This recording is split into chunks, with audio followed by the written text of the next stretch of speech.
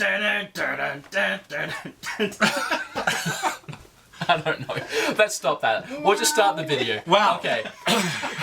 Good times. Wood from BeatEmUps here, and I'm back again with another Metal Jesus video. Hey, how's it going?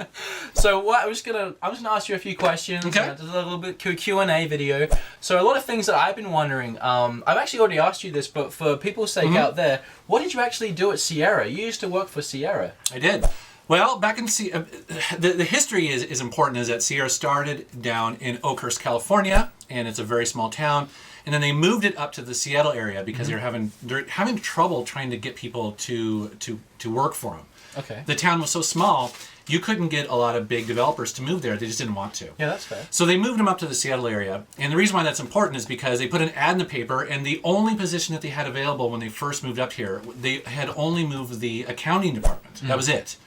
And so that was the first ad in the paper. I saw it and I was like, well, I took computer science, and at the time it was a lot of math. And so I was like, well, shit, I can do accounting for a year. I want to work at Sierra so badly. Yeah. I mean, so I just took that job. And so, yeah, I mean, it's a funny story, but I did accounts receivable for a year. And You say you just took the job. Was it that easy? Just took No.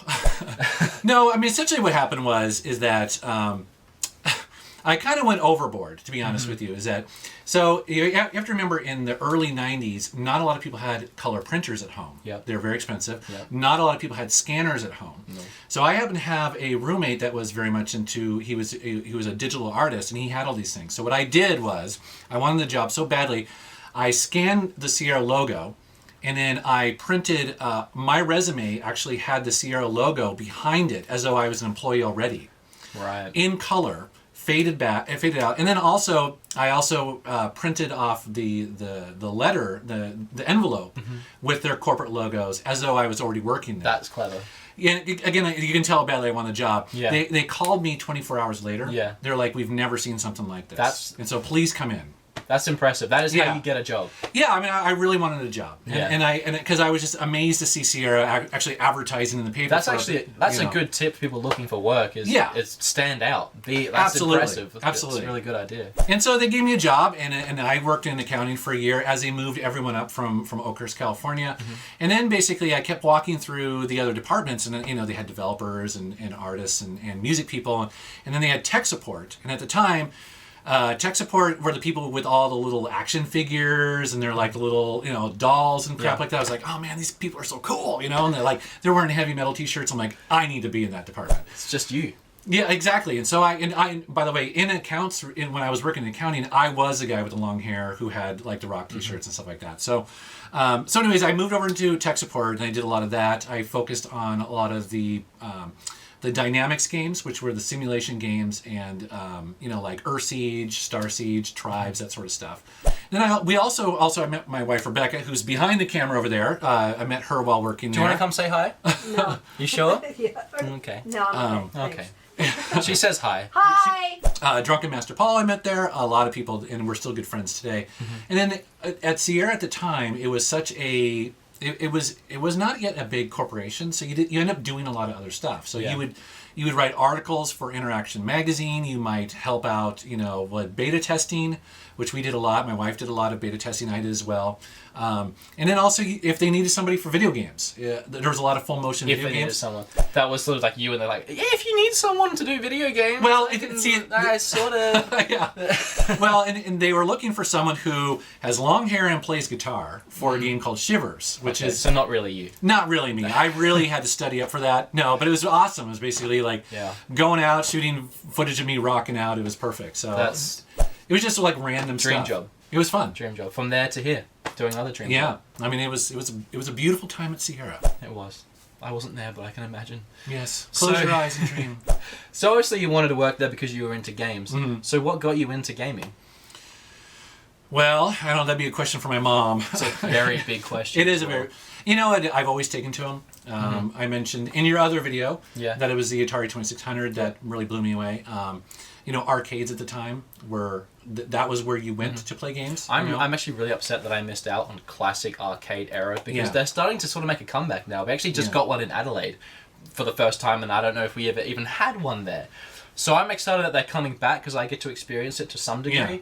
but I'll never experience the classic Donkey Kong arcade back in the day. And it's hard for people to remember that at the time you did not have games in your home like that. I mean, the games you had in your home were like Sorry, Life. They were board games, right? Yeah. You know, and so you went someplace you went to an arcade to play games, and they were amazing. They were a completely new experience. They were loud. They were noisy. Impressive. Your friends were there. It was a great time, and so that was really it. For some reason, something that I miss the most about like not having experienced that is lining up the quarters. Right. The arcade machines. That premise, that's just one of them things that just won't ever happen again. Lining up the quarters, and I'm jealous that I never got to do that. Not only that, but just and standing behind and watching a really good player. You know what I mean? Was such an amazing experience to sort of like see somebody who's just amazing at some game that you suck at or you're trying to get better at, and they're amazing. You know, and they were like rock stars. Yeah. You know what I mean? It's just like they would walk in and they were.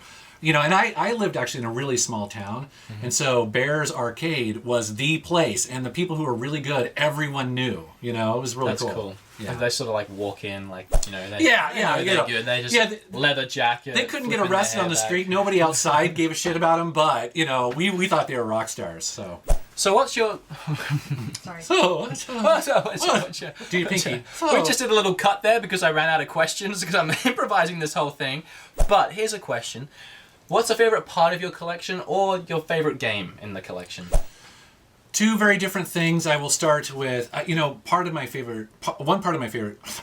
See, now you're doing it.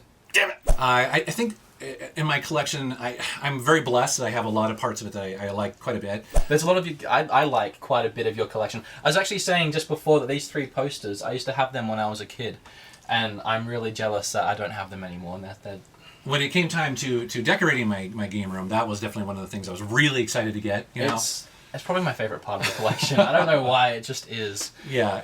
So as far as my collection goes, I am blessed. I have a lot of variety in my collection here. I would definitely say my big box PC game collection. I knew you were going to say that. Yeah, I mean, it is kind of unusual a little bit. Not everyone has it, and it definitely means the most to me, you know. And you just did a video on that as well very recently. Yeah. I think your favorite parts of that collection. Yeah, specifically I focused on Sierra and some of my games from that company. But I have others as well, like, from Mindscape and, just a ton of them out there. Yeah. But also, too, I really like the PlayStation 2. And I'm really proud of my PlayStation 2 collection over there. I feel like I have almost every game I'm kind of looking for. That's really nice. Yeah, so that's really fun. I was saying that I wish my PlayStation 2 collection could look like that because I probably have just as many games. But the PAL versions are all white and black and very dull and very boring, and it stops me from being able to actually get into it. I like just the way they look. Yeah, I agree. Since I've been here, actually, I've been focusing on rebuying the games that I like the look of. Like my favorite games, like Devil May Cry 1, 2, and 3 were the first things I looked for. They're some of my favorite games. To get the North American releases or just in general? I mean, like, I'm rebuying them here. Oh, cool. Because the spines actually look good, and even though I can't play them because they're region locked, I can just have them on the shelf and they'll look nice. Could you buy a PS2 here? I could buy a PS2 here, and I was thinking about it, but I have so much stuff already. My backpack, just the carry-on backpack in the plane to get to Seattle from Florida, was just full of consoles. I had a Dreamcast, a GameCube, a TurboGrafx, and what's the other console I bought?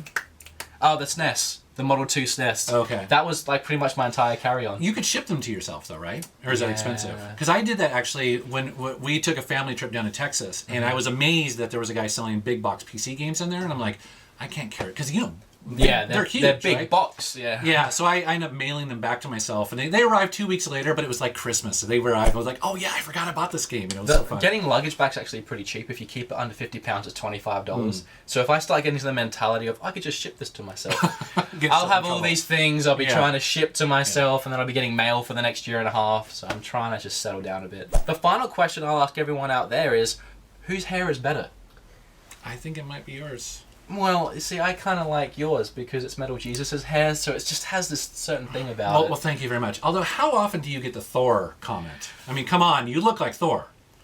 Enough to make me happy. I actually had this conversation the other day that as my hair was growing, I went through all these different stages of being called different people. I went through the Justin Bieber stage. Ooh, not good. That was horrible. Yeah. I went through a stage people were calling me, I think it was like Harry from One Direction. There's all these people. I'm glad I don't know who that is. You really, I don't know. I'm guessing it's Harry. It's just all these stages you don't want to go through, and then I hit to the point where someone said, "You look like Thor." You're like, I am done. I'm done. Yes. That's it. My hair's not getting any longer. It's not getting any shorter. This is my hair for the rest of my life. So yes, I'm happy. Nice, nice. Okay. Well, hey, thanks for having me on your channel, man. I really thank you. I really appreciate it. Yes. We went game hunting today. We did. And we found you guys found a lot of cool stuff. I had to refrain from buying anything for the same reason we were talking. I did try to tempt you a couple times. You did try to tempt me. You said just buy it. Just buy it. It's fine. And speaking of temptations, though, I did tell you you do need to check out Dick's. I do need to check out Dick's. And he was like, "What the fuck?" Since I've been here, the main thing I've wanted is Dick's, and I still haven't put one in my mouth yet. You know, Seattle has some of the best Dick's. I haven't really put any Dick's in my mouth yet. Yeah, well, I think by the time you leave, we can put some Dick's in your mouth. So let's do that, okay? Can we while I'm here? Can we just put some dick in my mouth? Look, off camera. We can keep going with this because. Please like the video, thumbs up for Dick's. And subscribe if you haven't already. Absolutely. And comment down below with who you think has the better hair. That's all. All right. Take care. Right now? Yeah, we're headbanging right now. And then we'll come up and we'll start the video when we're dizzy. Okay. Interesting. All right. Awesome. I'm totally gonna fall. This is. I'm gonna fall over. I'll brace you. And we're gonna do dialogue. This is great. This is awkward without music. I know. We need to actually have a theme. So I'll do it. Okay. All right. We'll headbang to him. Jesus, I'm gonna get lightheaded here. Metal Jesus. I I'm can gonna go get play it on lightheaded the here. drums.